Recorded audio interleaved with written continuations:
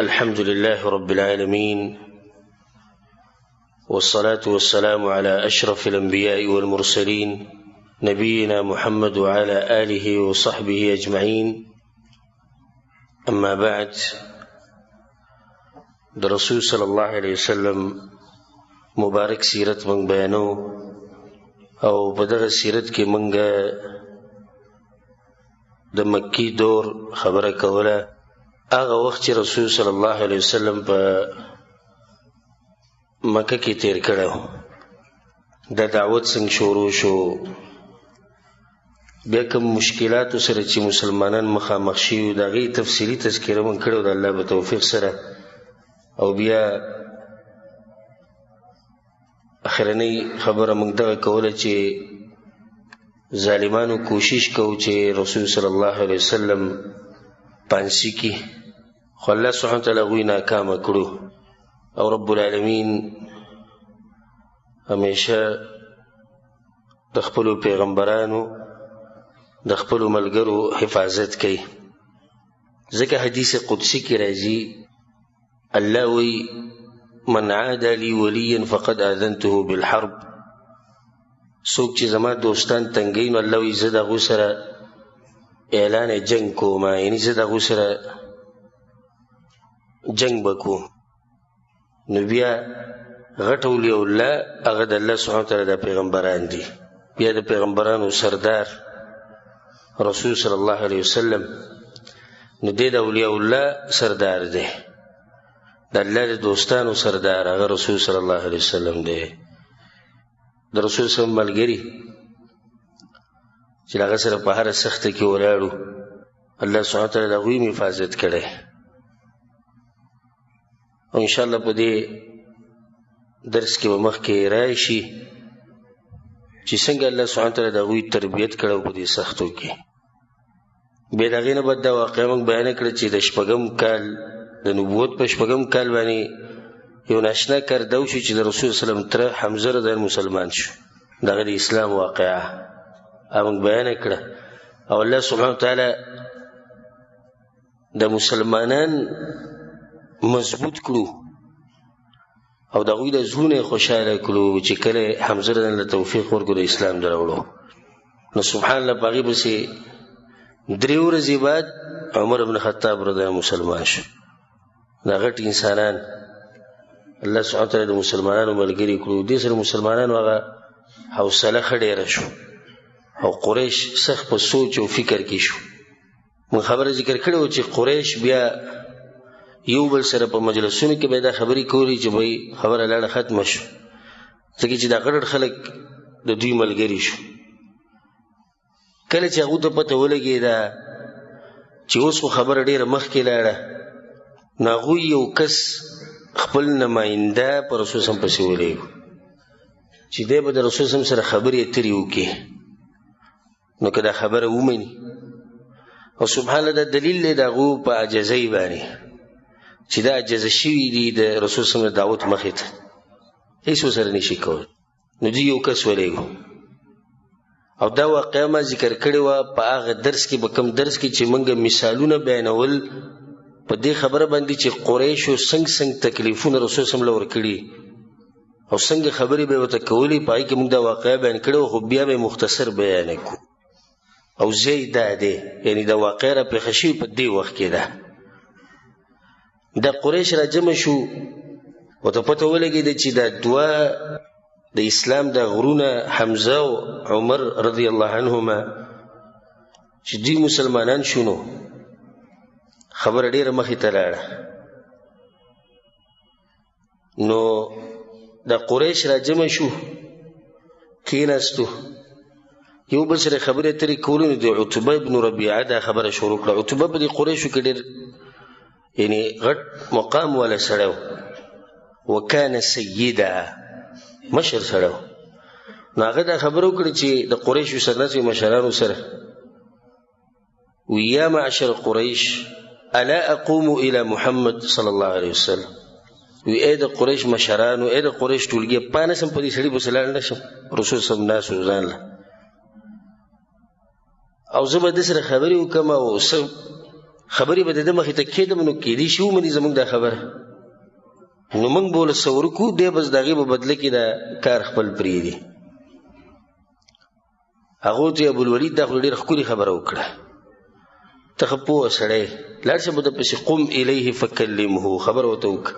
عتبه لاړ د رسول صلی الله علیه وسلم سره ملاقات وکړو، ورته ویل یا ابن اخي رواره، ډېر په ادب سره خبرې شروع کړې. دوی نور لاس کې سري شته، که دوی وي چې موږ به دا مسلمانان مړه کړو نو په دې سره خو هغوی یېرېږي نه، مړه یې که او دوی وجلي دي کسان، لکه موږ هغه مثالونو کې ذکر کړي وو.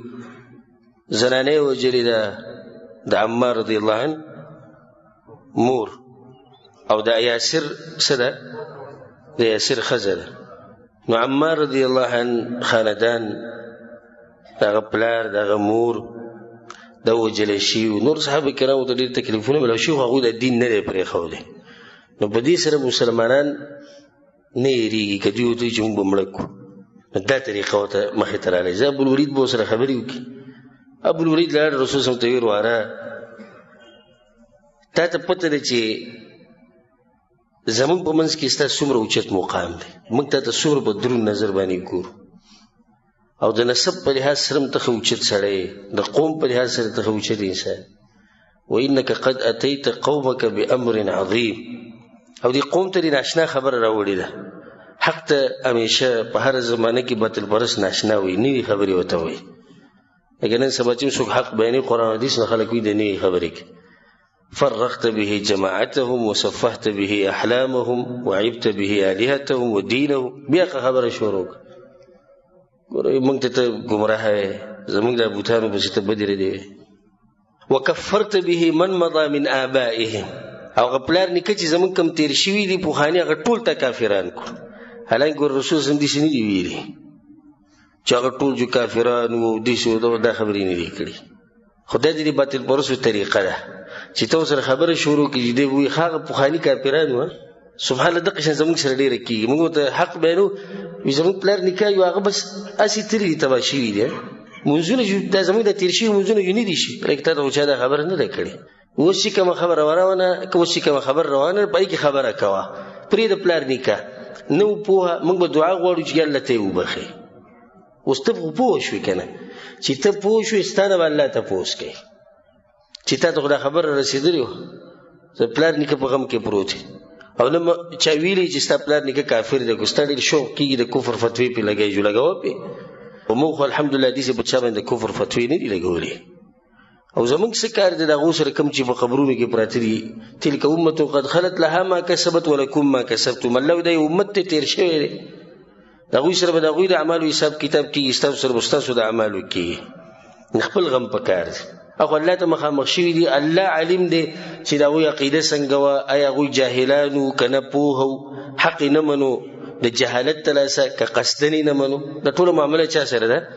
د الله سبحانه وتعالی سره. لرې او دا خبرې ورته کولې. بیا یې ورته وي زما دا خبره اور بس خبرې زه تا ته کومه، څه پیشکش یې تا ته کومه، که په دې کې ستا کومه خوښه شوې. رسول صلی الله علیه وسلم قل یا ابوالولید، ابوالولید وایه اسمع زه اورم. ورته وی رواره ان كنت انما تريد بما جئت به من هذا الامر مالا جمعنا لك من اموالنا. کته مال غواړي د پیسو دپاره دې دا قصه شروع کړي، مال بدله جمع کړو که نه، ښه ډېر شی مال بدله درکړو. وان كنت تريد به شرفا، او که ته عزت غواړي یو مشر به دې کړو.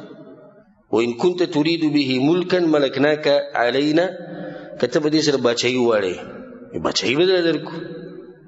او که دا په تا باندې څه بیماري پیریاني بیماري علاج بدله وکړو، مالونه به ولګو ستا علاج به وکړو. او دا طریقه د پخوانه د باطل پرستو را روانه. الله سبحانه وتعالی په قرآن کې دا خبره کړې ده، كذلك ما أتى الذين من قبلهم من رسول. الله یې پیغمبره ستانه مخکې چې کوم پیغمبران راغلي، یوازې ته نه، ستانه مخکې چې کوم پیغمبران راغلي د قومونو ته، نو هغوی ورته دا خبرې کړي الا قالوا ساحر او مجنون. هغوی به ورته یا جادوګر دی او یا لیونی دی. ناشنا خبر الله کوي اتواصوا به.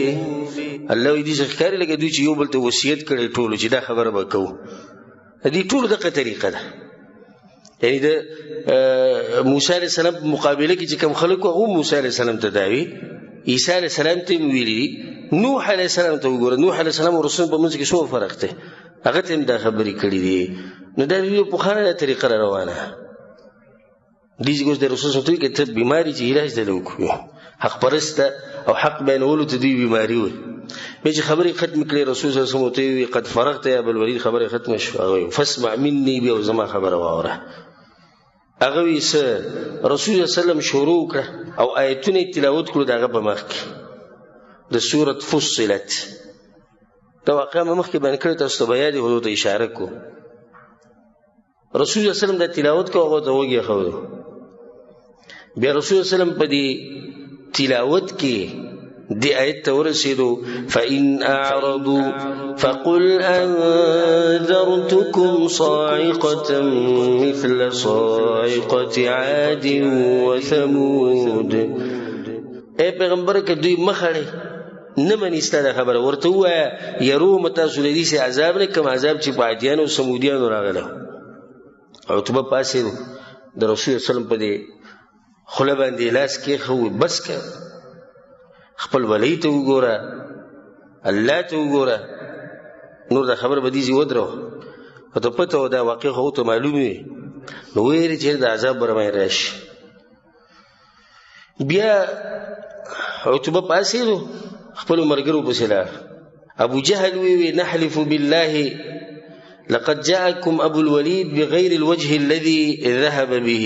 ابو الولید چې به کوم شکل کې را روان دی نو هغه نه دی په کومه کې چې دی تللی و، یعنې سړی متاثره شوی دی.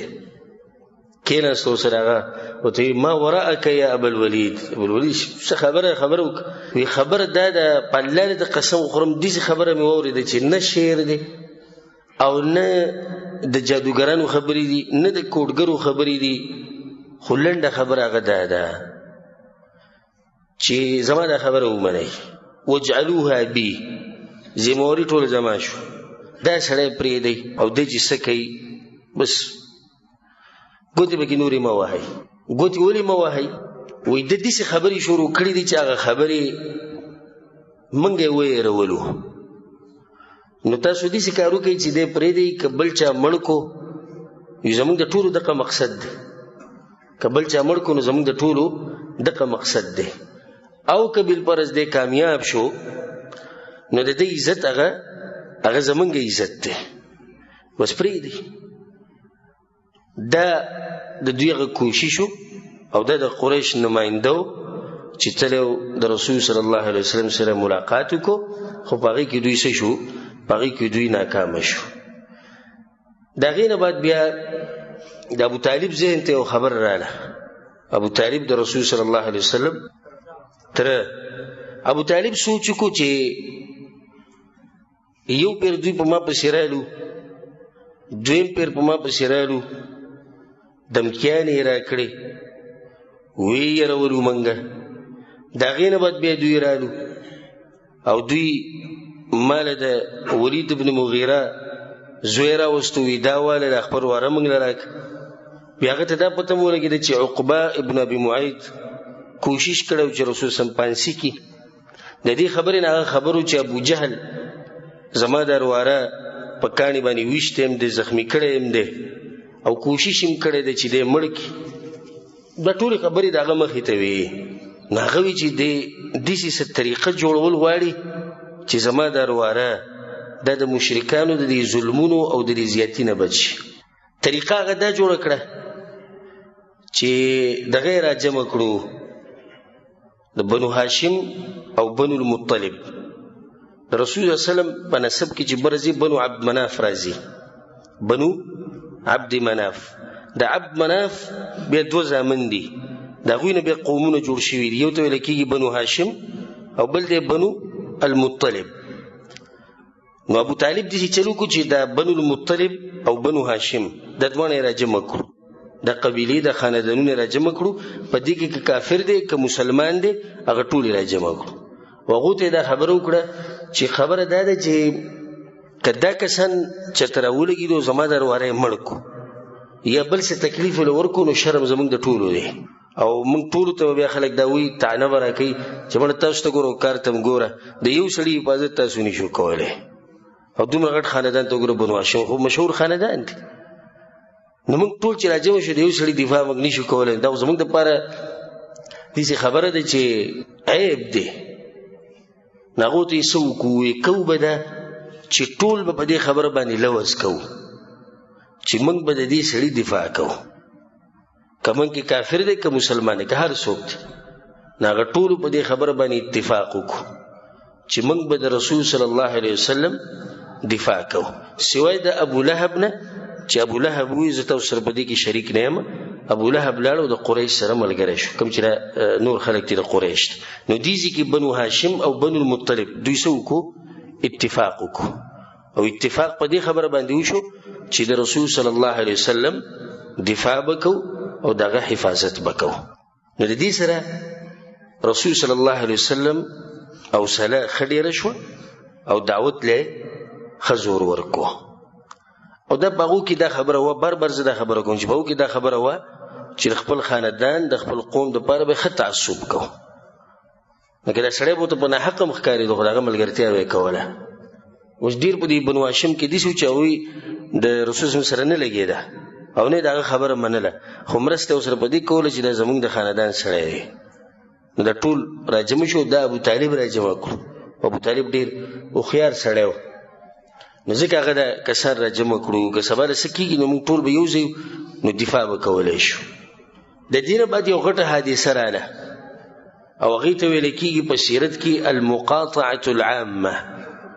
عام بایکاټ د بنو هاشم سره بنو هاشم بنو المطلب عبد مناف چې کوم د هغه په بچو کې کوم نسل او کوم خاندان راځي د دې ټولو سره بایکاټ څلور حادثې راغلي د هغې د لاسه مشرکان بالکل کمزوري شو یوه حادثه او د ټولې حادثې ګورې په څلورو هفتو کې راغلي دي یعنی په یو میاشت کې یوه حادثه دا راغله چې حمزه رضی الله عنه شو مسلمان شو دویمه حادثه دا راغله چې عمر رضی الله عنه مسلمان شو دریمه خبره دا شوه چې رسول صلی الله علیه وسلم د قریش د نماینده خبره ونه منله څلورمه خبره پکې بیا دا وشوه چې ابو طالب راولګېدو بنو المطلب او بنو هاشم دا ټول څه کړو د یو ځای کړو جمع کړو د هغوی مسلمان او د هغوی کافر چې وایي د دې سړي به حفاظت کوو د ده مرسته به کوو او چې څوک په ده باندې حمله کوي هغه لکه په موږ ټولو چې حمله کوي هغو ته پته ولګېده چې اوس خبره ښه مخې ته روانه ده نو د هغوی په زړونو کې او د هغوی په دماغو کې یو خطرناکه خبره راله او هغه ده چې راځئ یو لوظ کوو او هغه لوظ به دی چې بایکاټ به کوو د دوی سره په خیف بني کنانه کې وادي المحصب ده خیف بني کنانه په دغه ځای کې بنو کنانه د خاندان ځای او دا د مینا ته نږدې و د مینا او د حرم په دې منځ کې مینا او د مکې په دې منځ کې دا ځای دی خو مینا ته نږدې دی په دغه ځای کې د قریش د مشران او دا ټول لا جمع شو او دوی لوظ وکړو ټولو دا لوظ وکړو چې موږ به د بنو هاشم او بنو المطلب د دوی سره به موږ بایکاټ کوو بایکاټ به داسې چې نه به ورسره نکاح کوو او نه به زموږ د جنکو سره نکاح کوي او نه به پې څه شی خرڅو او نه به دې څه شی اخلو او نه به ورسره کینو پاسو نه به ورسره خبرې کوو نه به ورسره ګډون کوو او نه به د هغوی کورونو ته ځو نه به زموږ کورونو ته راځي الا دا چې دا رسول الله وسلم موږ له راکړي که دی موږ له راکړو چې دی والی او ستاسو خپله مرضي ده چې ده سره څه کوئ هغه کوئ نو بس بیا خبره صحیح ده او که دی موږ له نه راکوي نو زموږ دا به لوظي او دا لوظنامه دوی ولیکله په یو صحیفه کې په یو پاڼه کې او په هغې کې دا خبره ولیکله غټه خبره هغه دا وه چې بني هاشم که موږ سره صلح کوي نو صلح به ورسره هېڅ چېرته هم نه کوو دویمه خبره پکې دا ولیکله چې موږ کې به هېڅوک په دوی باندې زړه نه سیزي الا دا چې دوی موږ له دغه محمد صلی الله علیه وسلم راکړي. دا دوه خبرې پکې ولیکلی شو. نو دا خبره پکې ولیکلی شوه چې دوی له به خوراک، څښاک، تجارت، نکاح، غم خادي دا به د دوی سره نه وي، دا بایکاټ دی. او دا په هغه ټیم کې چا ولیکل، دا لیکل چا وکړو، په دې کې د سیرت علماو اختلاف دی. بعض وایي چې منصور ابن عکرمه، بعض وایي چې نضر ابن الحارث، او بعض وایي چې بغیض ابن عامر ابن هاشم وی دلی کلی وه. رسول سلام بیا دی بغیض ابن عامر ابن هاشم ته خیریم کړی وي، د ده لاسونه چې دا شل شوي وو. بیا ده دا لوزنامه لیکلې وه او دا لوزنامه دوی راواغسته او په کعبه کې دننه زوړنده کړه چې دې ته دا ګوره معمولي خبره نه ده، بلکې دا به ټول په دې باندې عمل کو او دا په کعبه کې دننه زوړنده. او دا خبره یې د ساتي چې داسې داسې خبره نه ده چې پارټي وشو او ختمه شو. د اوسه پورې د هغه وخت نه د اوسه پورې د کفر او د کافرانو دغه طریقه ده، مسلمانان تنګول په دې طریقې سره چې راشه په دوی باندې به اقتصادي پابندیانې ولګو او باطل پرستو دا طریقه ده، راشه د پلاني سره به غم خادي ختمه کو او پلانې به د کلي نه وشړو او پلانې به د علاقې نه وباسو، پلانې به بدنام کو، پلاني سره به رشتې نه ساتو. په دې باندې دوی کوشش کوي چې د حق پرست د حق نه واوړي. خو کوم سړی چې حق پرست نه په صحیح معنو سره دا خبرې په هغه باندې اثر کوي، خو چې حق پرست انساني په هغه باندې دا خبرې اثر نه کوي. او الله سبحانه وتعالی په قرآن کې دا خبره کړې ده، لتبلون فی اموالکم وانفسکم. الله وی خامخا به په تاسو باندې امتحانونه راځي، هغه ستاسو په مالونو کې او ستاسو په نفسونو کې. امتحان کله په مال کې راشي، غریبي، فقر، کله په نفس کې راشي، دا انسان مړ شي، زخمی شي. الله وی لتبلون، خامخا به راځي، داسې نه دي ویلي چې راځي به، خامخا به په تاسو امتحانونه راځي. ولتسمعن من الذين اوتوا الكتاب من قبلكم ومن الذين اشركوا اذى كثيرا. الله خامخا به تاسو اوري د اهل کتابونه، يهود نصاراونه او د مشرکانونه ډېرې بدې ردې، خامخا به اوري. تاسو به تنګي، تاسو به وجني، تاسو قسمه قسم کوششونه به کوي چې تاسو د دینداري د ختمه کی او تاسو د رابطه د دین سره پرې کی. والله سوي وان تصبروا وتتقوا، او که تاسو صبر وکړو او په ځان کې تقوا راوسته، فان ذلك من عزم الامور، نو دا د پخو کارونو نه ده. دا ډېره غټه سخته په مسلمانانو راغلې، ډېره غټه سخته په مسلمانانو راغلې. دا لوزنامه دا مشرکینو ځوړنده کړه په کوم ځای کې؟ په کعبه کې دننه. او د 9 کالو د نبوت او د محرم د میاشتې اولنۍ شپه وه، محرم د میاشتې اولنۍ شپه او د نبوت 9 کالو چې دوی په دې باندې اتفاق وکړو، د دغه ځینې په عمل شروع شو، هغوی بند کړی شو په شعب ابي طالب کې. شعب ابي طالب د بصیرت کې تاسو دا ټکی ډېر اورېدلی، یعنی مطلب د ابو طالب دره، او دا د 2 غرونو په منځ کې ځای و چې دا ځای په اصل کې و د عبدالمطلب او بیا و د ابو طالب سره. نو دا ټول په دغه ځای کې بند کړی شو، محاصره کړی شو، او د دوی نه اوبه او خوراک څښاک دا ټول به بند کړی شو. او چې کله به هم مکې ته چېرته خوراک راغی، غلبه راغله، نو دې مشرکینو به تادي وکړه او دغه سامان به د هغوی نه واغستو چې چېرته په دوی خرڅ نه کړي. لوږه په هغو باندې ډېره زیاته شوې وه. تر دې چې سیرت کې راځي وي په دغه ورځو کې مسلمانانو او سره د دغه مشرکینو کوم چې هغو سره ملګري، ځکه چې دا مقاطعه، دا بایکاټ د مسلمانانو نه نه دی صرف، دا بایکاټ د چا نه دی؟ بنو هاشم والا، چې څوک کوم د دوی سره ملګري دي. او د دوی مشر چې دغه څوک دی، هغه ابو طالب دی. ابو طالب په دې خبره کې شک نشي چې ابو طالب د رسول صلی الله علیه وسلم سمه مرسته کړې ده، او په دې وخت کې هغه بوډا او تقریبا 80 کالو ته نږدې و. نو بوډا سړی چې 80 کالو ته نږدې او په هغه باندې خوراک څښاک بند کړی شي هغه دغه ځینې نشي وته علاج د پاره نشي وته دغه د پاره ډیره ګرانه ده. نو ابو طالب د مکی سردار په قریش کې مشر انسان هغه باندې د مصیبت راغی. نو دی په پانی خوړې بس سیرتونی کې راځي چې سرمنی به خوړې سرمنی او چې څوک په دغه طرف باندې تیریدو نو د دوی د ماشومانانو او د دوی د زنانو هغه आवाजونه به ورېدو چې کم بدل وګي د لاسو او دوی له بچا څه شي نشي وړي مګر دا چې په پټه به وړو او بهر ته به دوی نشي راوته صرف هغه سلورو میاشتو کې براوتو چې هغه ته اشهر الحرم ویل کی ځکه چې د مشرکینو به د سلورو میاشتو عزت کوو پای کې به چاته سنوي څوک به تنګونو پای کې به څوک مړکونه نو په دې سلورو میاشتو کې چې کله به موقع برابر شو دوی بهر ته راوتو خدای نه بغیر دوی نشو راوته. بعض کسان چې کومه قافله براتلو د غوسر به سامان او سودا و د دوی په طرف به تیریدو نو دوی به د سنه سزا لاغستو خو چې کله قریش ولا خبر شو مکی والا ناغوی ریټونه دومره ډیر کړو دومره ډیر پیسې به په ورکولې چې هغه قافله به په هغه طرف باندې سره تلنه هغه به ډایرک په دوی په سره تلو.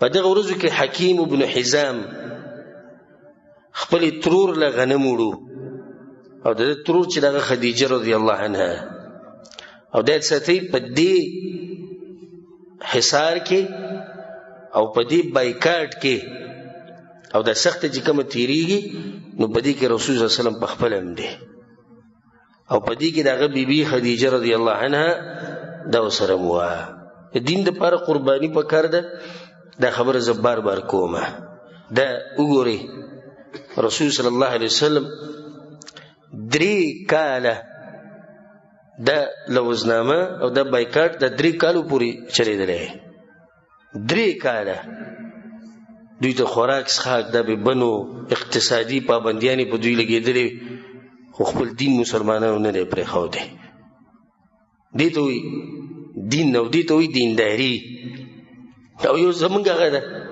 کله کله چې یو دیندار سړی او بل وسره ملګری او دوه ورانش نو د بل تی زور په دیو بسې چې به دین ته کنځلې کوي چې دیندار غوسش ګيري والا دي سي او جمعات والا دي سي او دین والا دي سي لکه ستا دشمنی د دین انسان سره کړه الله د دین سره دی معمولی اختلاف چې د خپل ذاتیات دی او سړي سره رالو نو باغی کی زور دی د الله د دین نو باسي نو لا چې بیا د دې سخت په سړي باندې راشي چې 3 کالو پورې وسړې محاصره کړي شي 3 کالو پورې وسړي سره بایکاټ وشي نو دا سړی بیا په دین باندې سپاتې شي.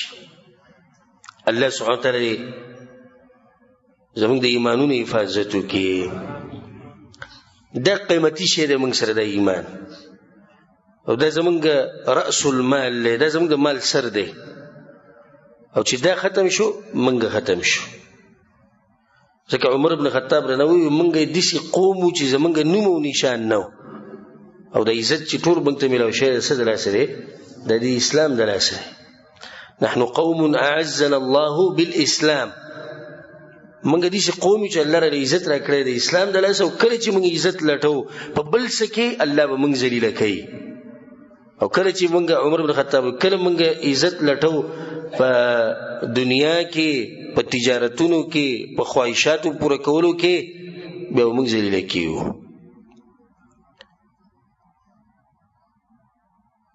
نو حکیم ابن حزام خبره ما کوله حکیم ابن حزام د خپل ترور خدیجه رضی الله عنها اغیل اولر اغستیو د غنمو او روان ولته ابو جهل ولا مخله ورای ابو جهل چې مخله ورغی نو اون خطو پوره ومنه کو نو یو بل وهل نو بدی کې ابو البختری یا ابو البختری باز او ته بختری وي باز ته بختری وي ابو البختری هغه به په منځ کې رانه وته او ابو جهل منکو او غیونی او حکیم ابن حزام ته وی چې ته د وړه د غنم د خپل ترور لورسو.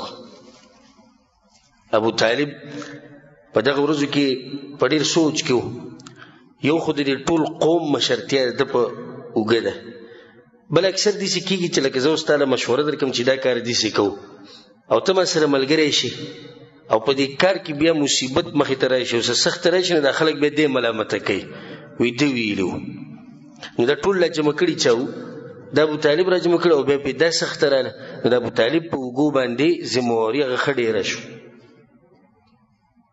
نو ابوطالب به یېرېدو خصوصا په رسول صلی الله علیه وسلم باندې، او کله چې به د شپې د وده کېدو ټیم راغی نو رسول صلی الله علیه وسلم به په خپله بستره کې سملو.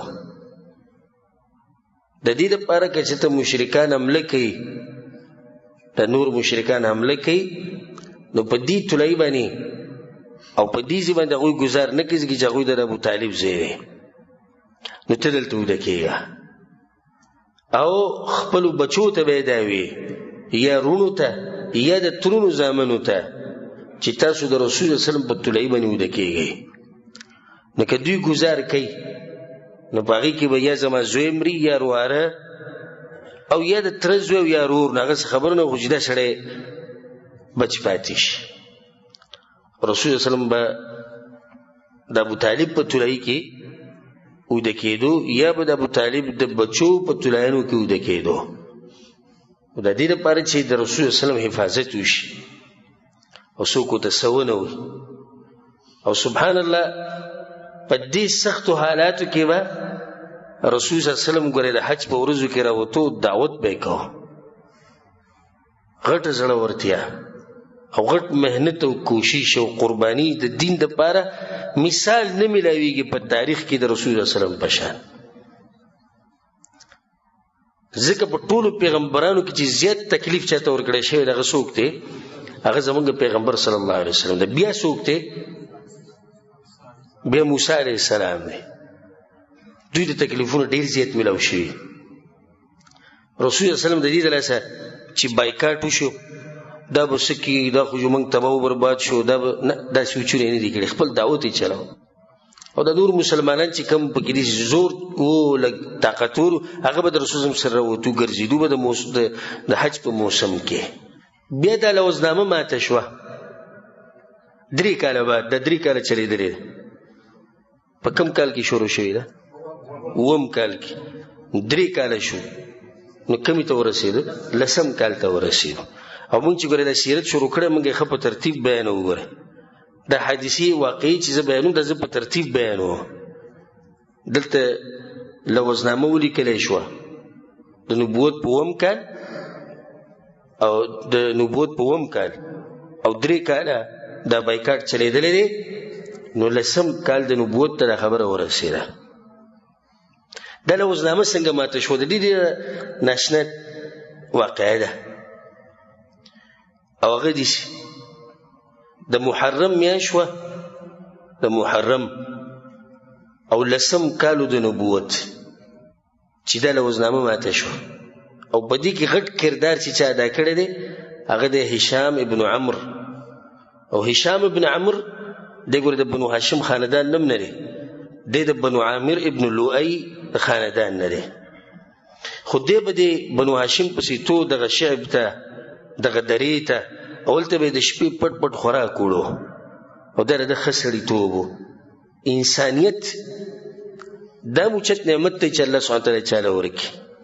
نو په بعضو خلکو کې والعیاذ بالله نه اسلامي او نه پکې انسانیتي. نو بیا داسې پکې شته چې اسلام پکې نه، خو څه پکې انسانیت پکې. نو په دې کې انسانیت و، پوه سړی و، زړی نرم و. نو دی به تو د شپې به هغو له خوراک کړو. او دا ډېر ګران کار دی ځکه چې که قریش ته پته ولګېده د باقي مشرکینو ته، نو دی وجني او دی پای کې د قرباني ورکوي د دې لپاره چې دوی ته څه خوراک خو میلاوي کم سے کم. دومره ښه خلک په هغه مشرکانو کې وو. او که تاسو ته یادي د سیرت اولني درسونه چې موږ بیانول د پای کې موږ دا خبره ذکر کړې وه چې د قریش والو کې ښه صفات، په مشرکانو کې ښه صفات، نو ډېر داسې ښه صفات وو چې الله سبحانه وتعالی هغوی له ورکړي. نو یو ښه صفت هغه دا دی چې داسې خلک پکې وو چې په هغو کې دا انسانیت پکې وو، نرمدیله خلک وو، زړونه یې نرم وو. یو په هغو کې دا و د هشام بن عمرو. هشام ابن عمرو بیا ورځ سوچ وکړو چې ځان سره څوک ملګری پیدا کوم، نو لاړ په زهیر ابن ابي امیه المخزومي پسې. او د زهیر دا مور چې ده د دې نوم دی عاتکه بنت عبد المطلب، د عبد المطلب لور ده، نو د رسول صلی الله علیه وسلم سره ترور ده، او د ابو طالب سره خور ده. نو دې په دې د هشام په زهیر پسې به دی ورغی چې دې دوی ته نږدې ده، په دې باندې خبره اثر کوي. پسې ورغی وته وی زهیر زما څه خبره تاسو راغیو که څه خبره؟ وی اسسته دا خبره خوخه ده چې ته خوراک کې او تسخاک کې او ستا د ماماګانو دغه حال دی. هغه ته پوه نه شو. وی خبر مطلب می دا دی چې ته دلته داسې خوراکونه کې او مزې کې او یو ځای ته ځي او بل ځای ته ځي، د ماماګانو یې دا حل، ابو طالب ته وګوره، د غرونو ته وګوره، نو بیا د ماماغه بچو ته دې وګوره، چې ستا نفس ستا ضمیر تا نه ملامته کوي. نور اوچت خلک ګوره په هغه مشرکانو کې وو چې داسې قسمه احساسات نن سبا د ډېرو مسلمانانو نشته. اسلام پرېږده، داسې مسلمانان به ته میلاو شي چې انسانیت پکې هم نشته، ضمیرونه د هغوی مړه شوي دي، نفس یې نه ملامته کوي. نو زهیر ته دا خبرې وکړه. زهیر ورته وویل دا خبره خو دې برابر وکړه، فما اصنع وانا رجل واحد، زه به څه وکړم یو سړی یم. دا دومره غټ قوم ته وګوره، د دوی سره مقابلې کولو له چې ته سم پوچ پکار دی، سم مشران کسان پکې زه یو سړی. خو دا خبره ساته په الله ته قسم خورم که چې د بل سړی زما ملګری دی که نه، نو دا لوزنامه وله ما ماتوله، ټول اول ما ماتوله. ورته وی یو کشتي قد وجدت رجلا، یو خو ما موندلی دی. وی څوک دی؟ وی زه یم. زهیر ورته دا خو ډېره ښکلې خبره، یو زه شوم، یو ته شوم، یو زه شوم او یو ته شوې، و درېیم که ته غواړې، خو ښه په دې زورورو کسانو کې. وی صحیح ده، سوچ یې کوئ په چا په زړه شو؟ په مطعم ابن عدي پسې ځو، دا ډېر مشهور سړی و، ډېر ښه صفات الله په ده کې اچولي. او رسول صلی ګوره د دوی دا ښه بیا هېر کړي هم نه دي. زه بیا تاسو ته بیانوم چې رسول صلی دوی سره په جواب کې څه ښه کړي وي.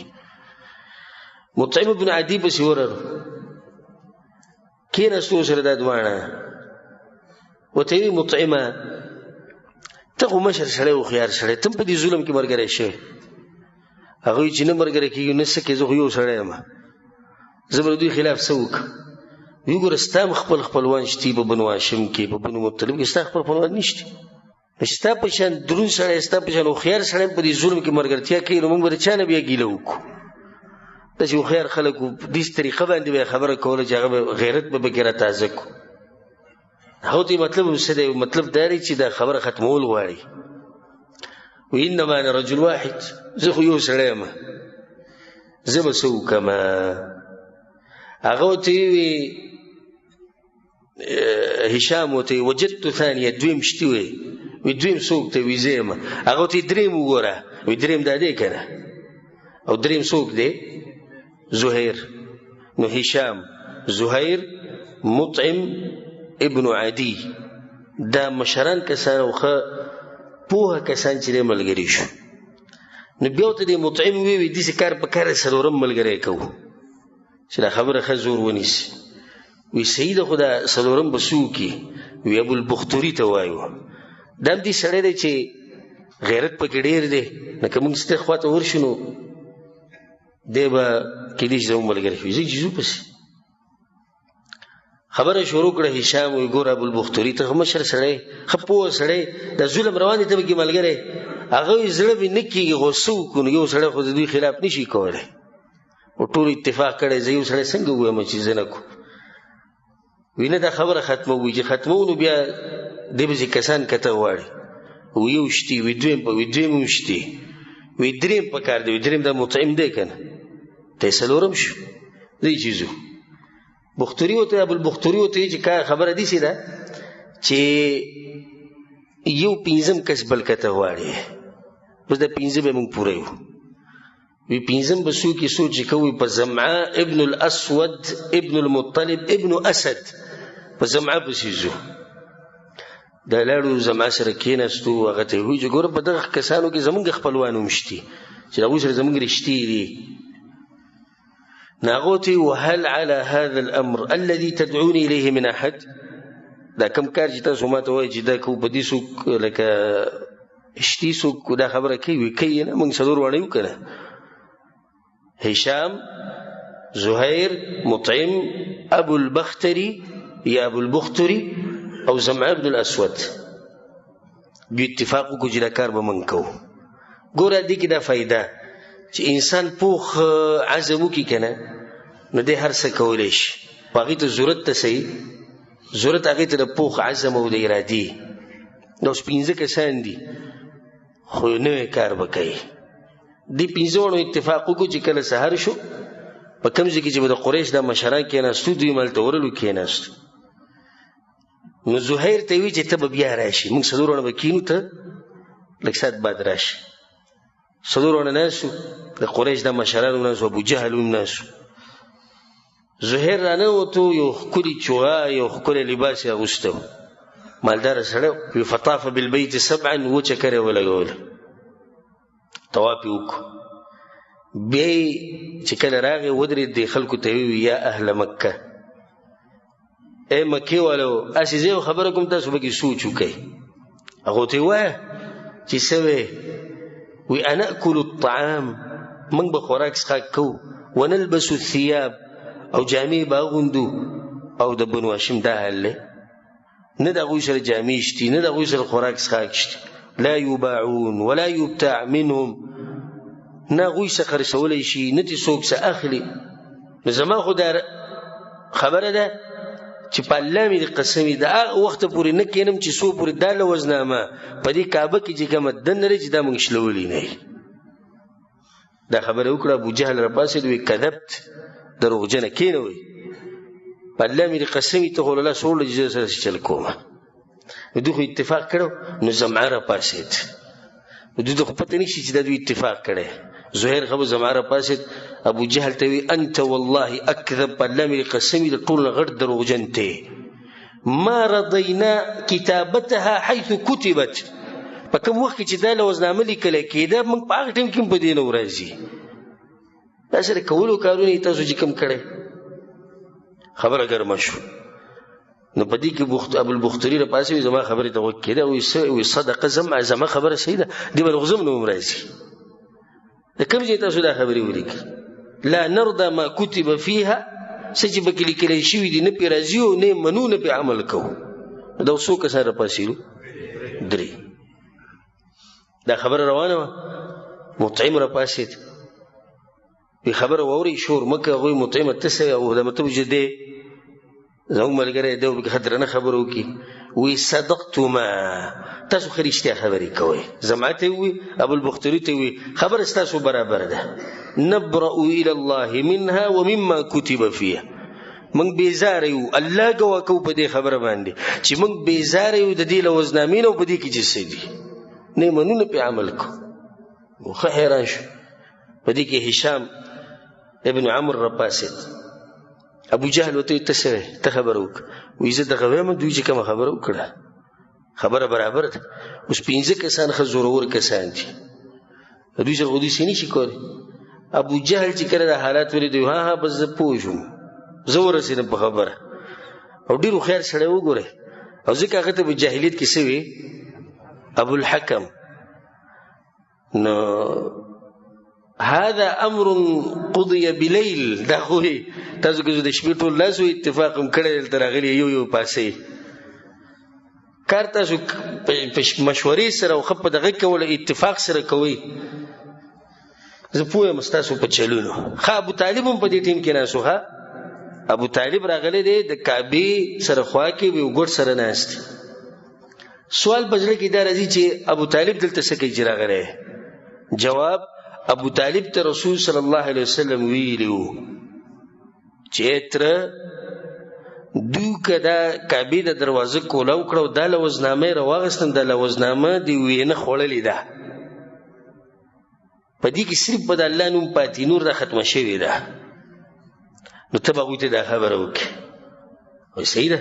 هغه ناست چې کله دا خبره ګرمه شوه د ابو طالب راپاڅېدو وی خبر ورانه وی مخ زبرته او خبرو کوم پاغي به فیصله وکړو. وی څه خبره؟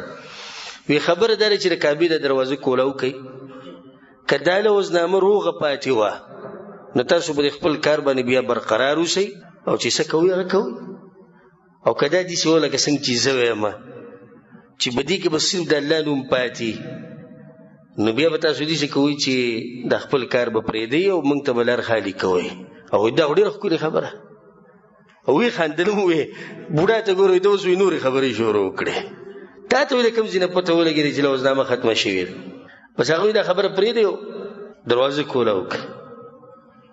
مطعم ابن عدي ور مخې ته شو وی زه دروازه کوله او زه به یې شلومه چې دروازه کوله وکړه او چې څنګه دوی دا نظر په دې لوزنامه باندې پرېوتو لوزنامه ټوله چې دی وینو خوړلې وه صرف پکې یو ټکی پاتې شوی و بسمک اللهم بسمک اللهم یعنی یا الله ستا په نوم باندې موږ شروع کوو هغوی به د الله د نوم هغوی به هم ذکر کوو. دغه د الله د نوم چې دی دا یې نه و خوړلی نور ټول لوزنامه ختمه شوې وه. په دې سره خبره واضحه شوه او دوی خو لوز کړی و ابو طالب ته ویلو که داسې وي بیا به موږ وروسته کېږو د خپل کار. دغه شان شوه. ښه دا دوی یو غټه نښه ولیده ګورئ یو غټه نښه په کار خو دا و چې د دې نه څه عبرت اخیستی مسلمان شوی خو نه. الله په قرآن کې څه وایي وَإِن يَرَوْا آيَةً يُعْرِضُوا وَيَقُولُوا سِحْرٌ مُسْتَمِرٌ. الله وایي دوی که چېرته هم نښه ویني مخ واړوي تکړه جادوګر دی وایي وګورئ جادوي دیز ته هم راورسېدو چې له لوزنامه یې په دې وینو باندې وخوړه.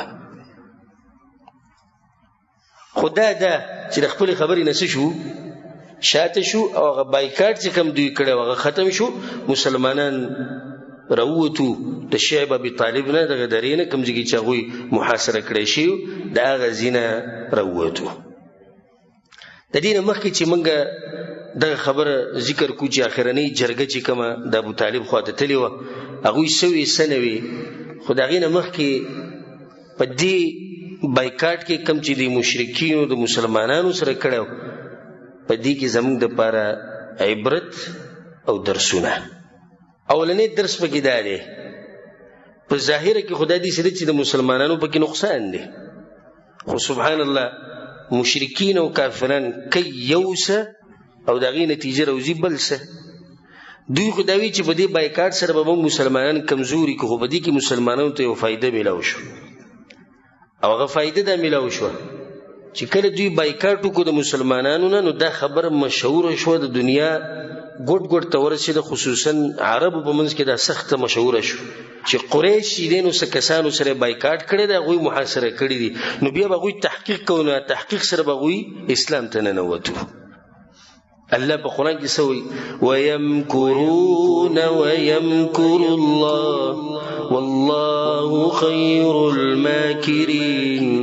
الله وایي دوی هم چلونه جوړوي الله ورته هم چل جوړوي الله ورته هم چل جوړوي خو الله ښه چل جوړوونکی دی.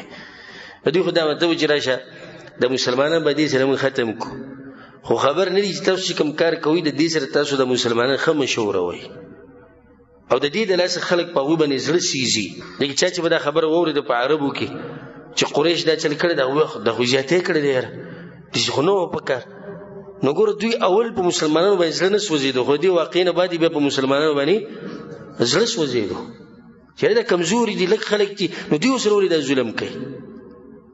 الله په قرآن کې دا خبره کړې ده وعسى أن تكرهوا شيئا وهو خير لكم. الله وایي کېدای شي چې تاسو یو شی بدي شي او په هغې کې به ستاسو لپاره صحیح خیر به وي نو په دې کې یو خیر ده. دویمه خبره چې بغیر د صبر نه او بغیر د ثابت قدمۍ نه هیڅ هم نشي کېدی. دا ښکلی درس موږ ته دې نه میلاوي چې صحابه کرامو په دې کې د صبر مظاهره کړې ده. سبحان الله سعد بن ابي وقاص رضی الله عنه وایي په دغه ورځو کې د 3 کاله چې کوم بایکاټ شوی هم په دغه ورځو کې یو شپه زه ووتم تشې میچازي کولې ما نو ما ته څه ټوټه داسې میلاو شوه سرمن پرته وه نو دغه سرمن ما راواغسته هغه مې پاکه کړه وچه مې کړه نو په اور مې بیا ګرمه کړه نو هغه مې وخوړله نو یو 3-4 ورځې مې پې ګزاره وکړه. دومره سختې په هغو باندې تېرې شوي دي خو د دې هر څه سره هغوی صبر کړی. او دا الله سبحانه وتعالی تربیت کوي د صحابه کرامو د ټولي سخت ذلیګیا متوسط بیانوم په دې درس کې په ترتیب سره یو سخت ختم شي بل شروع شي بل ختم شي بل شروع شي نو څومره چې سره زر ورته اچي دومره خپلقيږي دی مسلمانانو باندې چې سخت یو ختم شي بل راشي نو حالات خخ شي دا غینه به چې بل راشي نو حالات خخ شي ایمانونه دا وډیریدو دا وی صبر بډیریدو او الله سبحانه وتعالى په قران کې دا خبره کړې و او دا خبره خو دا وی په ذهن کې و الله سوي په قران کې احسب الناس ان يتركوا ان يقولوا آمنا وهم لا يفتنون الله آیه د خلکو دا ګمان دی چې موږ به وایو چې موږ په الله ایمان راوړی دا زه به د قشم پرېدم بغیر امتحانونه ډېر خلکو دا مطلب دی لا اله الا الله مې ویل او مزید او الله دی جنت الفردوس کې اوچت مقام راکړي وي بس وهم لا يفتنون الله څه مطلب دی تاسو چې امتحانونه باندې راځي مصیبتونه باندې راځي لازم راځي وبل ذکر الله سوي ام حسبتم ان تدخلوا الجنه ايستاسو دا ګمان دي چې بس موږ به جنت ته نه نوځو اسی ولما يعلم الله الذين جاهدوا منكم ويعلم الصابرين او لا تروس پوری الله پتاسو کې مجاهدین او صابرین ندی راخکار کړي نو څنګه تاسو بغیر دینه جنت ته ځئ الله امتحانونه راولي مصیبتونه راولي ښکارا بشي ټول دنیا ته چې مجاهدین سوکتي صبر کون کی سوکتي مؤمنان سوکتي دا راخکار کی او دا په دغه وخت کې راخکار شي چې د رسول الله صلی الله علیه وسلم دا ملګری یو پکې پر رسول الله په سینې راغلی چې یا رسول الله ستاسو له سنن زمونږ د حال درې کال زمونږ وشو خوراک ساک پمږ بندې غم خادیانی بندې تجارتونه بندې بچي بیماران دي جاړي ټول ورځ او شپه خزي زمونږ بیماران دي ډاکټرانو له علاج لینی شو بو یو پکې دا خبره نه ده کړې زګي دا ته پته ده چې د امتحانونه بلازم راځي درېمه خبره هغه د دې واقعین روزي هغه ده چې څوک د سره خو کې نو ته و سره سکه خبر کې رسول الله صلی الله علیه وسلم په حدیث کې وایي امام طبرانی رحم الله راوړی دی من اتى اليكم معروفا فكافئوه څوک چې سره خکارو کې نو تاسو هم دغه بدله ورکوي د خو په بدله کې وخت کله چې دا مقاطعه ختم شو رسول سم د خپل صحابه کرامو به ډیر زیات قدر کو ولې ځکه چې په دغه سختو حالاتو کې د رسول سم سره صبر کړی دغه مرسته کړی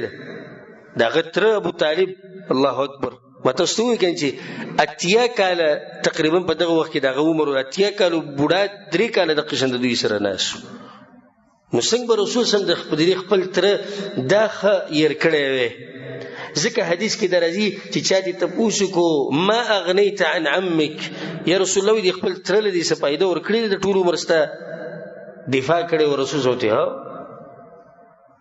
زما د شفاعت تلاسب الله سبحانه وتعالى دله په جهنم کې د ټولو نه کم عذاب ورکړي او هغه دا چې دته د جهنم پیزار الله واچي دغه دله سبب دماغ خټ کی او دته بدی شي ښکاری چې ټول نه څخه عذاب په مال خدا خو چې شفاعت رسول سم د دکې دا ولې ځکه چې دخه کړی خو جنت ته نه تله او دا به ان شاء الله پر روان درس کې دین بعد چې کوم درسي پای کې به دا بیانو چې ابو طالب به د قرز کې وفات شوی هم دی دا څنګه مړ شي خو حاصل دا چې ابو طالب په کفر باندې مړل او شیعاګان او بریلیان او با صوفیا گمراه خلک هغه د ثابتي چې ابو طالب د جنتی دی خو صحیح حدیثونه دغه پرنا کې دا خبره خو واضح د نور پښین چې ابو طالب په کفر باندې مړل یو سړی کې ډیروم خشي خو چې لا اله الا الله نه وي نو د دې خو هیڅ پیدا نشته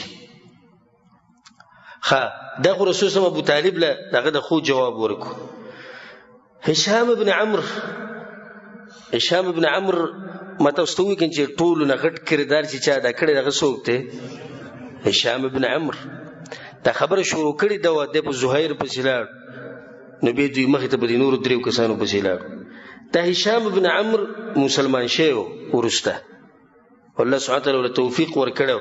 نو کله چې رسول سم د غزوه حنین نه واپس راغی، جنگ حنین، نو غنیمتونه سم ډیرو، د ټولو نه زیات غنیمتونه چې مسلمانانو ته ملو شوي هغه د حنین په غزا کې دي، او دغه تفصیل به ان شاء الله که الله ژوند راکو نو په هغه ځای کې به بیان کو.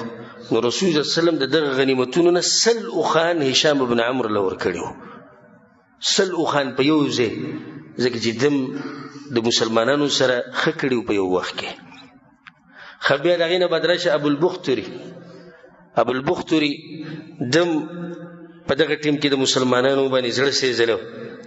نو کله چې جنگ بدر راغی، دا واقعه به هلته تفصیلا راځي، کله چې موږ د بدر د غزا سیرت بیانو چې بدر غزا څنګه شوې وه، د بدر په میدان کې د مشرکینو په صف کې ابوالبختري ولاړو او جنگ له راغلی.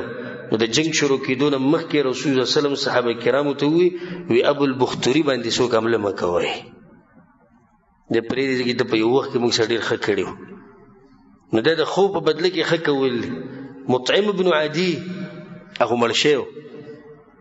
نو کله چې رسول سم د 80 کسان قیدیان کړو په جنگ بدر کې، نو مشرکینو مینتونه کول او زارۍ کول چې موږ پرېږدو داسې او دغه. رسول صلی الله علیه وسلم وی لو کان المطعم حیا، که چېرته مطعم بن عدي وسوی که نه ژوندی وی، ثم کلمني في هؤلاء النتن، او د دې مردارو په باره کې ما سره خبره کړې وې، لترکتهم له بیا مې پرېښودو. خو که څوک وی مطعم په خپله وی، مطعم که ما ته ویلی وی چې دا 80 کسان پرېږده که نه هغه لپاره مې پرېښودو، ځکه چې مطعم په یو وخت کې د مسلمانانو سره مرسته کړې ده. دلیل دی په دې باندې چې اسلام دین د وفا دی، اسلام دین د څه دی؟ دا د وفا دی. مطعم کافر دی او په کفر مړلی، خو رسول صلی الله علیه وسلم وایي که وی نو موږ به هم لیدلی وی چې موږ څومره ښه کوو، د خو په بدله کې موږ ښه کوو، د خو په بدله کې موږ ښه جواب ورکوو. بله خبره هغه دا ده چې د دې د لاسه د دې بایکاټ د لاسه مسلمانانو ته سخت تکلیف ورسېدو، خو سبحان الله دا خبر ما بیانه کړه چې په دې سختو حالاتو کې رسول صلی الله علیه وسلم چېرته دا دعوت دا نه دی پرېښودی. یو ناشنا خبره ته وکړم، هغه ده چې کله الله سبحانه وتعالی مسلمانانو له کامیابي ورکړه، خصوصا مکه فتح شوه او مشرکان چې دی هغه الله سبحانه وتعالی نیس او نابود کړو او تباه او بربادي کړو. بیا رسول صلی چې کله حج له لاړ، نو د حج په موقع باندې رسول صلی دا خبره کړې وه چې راځئ خیف بني کنانه ته ځو. او خیف بني کنانه کوم ځای دی؟ په کوم ځای کې چې دا مشران را جمع شوي وو، او دا خو مینا ته نږدې ځای دی. ولې رسول صلی هلته لاړ؟ هغه ورځې را یادې کړې، ملګرو ته یې خبره وکړه. یو وخت داسې و چې اسلام او مسلمانان دومره کمزوري وو، دې ځای کې مشرکان را جمع شوي وو، زمونږ خلاف یې مشوره کړې وه، 3 کاله هغوی زمونږ سره بایکاټ کړی. نن دا ورځ ده چې مکه مدینه دا زمونږ په لاس کې دی، عزت د مسلمانانو دی. ولله العزة ولرسوله وللمؤمنين. او الله په قرآن کې څه وایي؟ وتلك الأيام نداولها بين الناس. الله وایي دا ورځې دي زه ګرځوم را ګرځوم، وګرځې دې ورځې که نه. پرون قریش په خیف بني کنانه کې ناستې مشورې کوي چې مسلمانانو سره وسیجل کوو. نن مسلمانان په خیف بني کنانه کې ناستې حج له راغلي دي. رسول صلی الله علیه وسلم د هغوی مشر دی، سردار دی. دا ورځې بدلي، د ظلم تیارې دا چې د همیشه نه یې، په تیارو پسې همیشه څه راځي؟ رڼا راځي. ان مع العسر یسرا، سختي سره راحت. آخري خبره هغه ده د دې دغه سره تعلق ساتي مقاطعې سره. یو سړی دا وایي چې که الله سبحانه وتعالی دوی مرسته ولې زر نه کوله، که الله غوښتې نن دوی دا لوز وکړو چې بایکاټ به کوو، سبا له به یې د هر څه ختم کړی وی. کولی شو که نه شو کولی؟ کولی شو. خو 3 کاله یې د دې لپاره پرېښوده چې د مسلمانان ښه ټرین شي، د دوی تربیت وشي، چې دا ګوره معمولي سخته ده. اوس مخې ته به تاسو ته داسې وخت را روان دی چې جنګونه به کوئ، جهادونه به کوئ، نو په هغې کې خو به سر قربانوئ، په هغې کې به مال بچي هر څه قربانوئ. د دې لپاره یې دا وکړه. او الله سبحانه وتعالی په قرآن کې د حق مثال هم دا بیان کړی.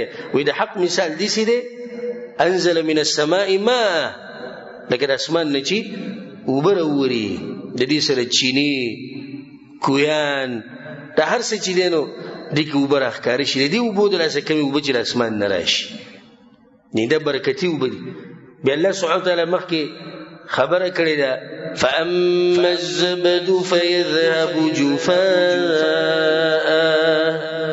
په دې اوبو لپاسه زګ ومي اوبه را روانې دي لپاسه پې څه دی زګ دی الله وایي دا زګ به ختمېږي واما ما ينفع الناس او حقیقي شی چې خلکو له فایده ورکوي هغه د اوبه دي که نه فیمکث فی الارض هغه به د ځمکه کې پاتې شي زګ هغه د مشرکانو حقیقي شی اوبه چې فایده ورکوي هغه د صحابه کرامو هغه صحابه کرام پاتې شو د هغوی تاریخ د هغوی ذکر ژوندی پاتې شو او هغه زګ څه شو ختم شو اخرنۍ خبره زموږ په درس کې یو څو منټه پاتې دي اخرنۍ جرګه چې د ابو طالب خواله تللې ده د دې نه بعد ابو طالب مړ شوی دی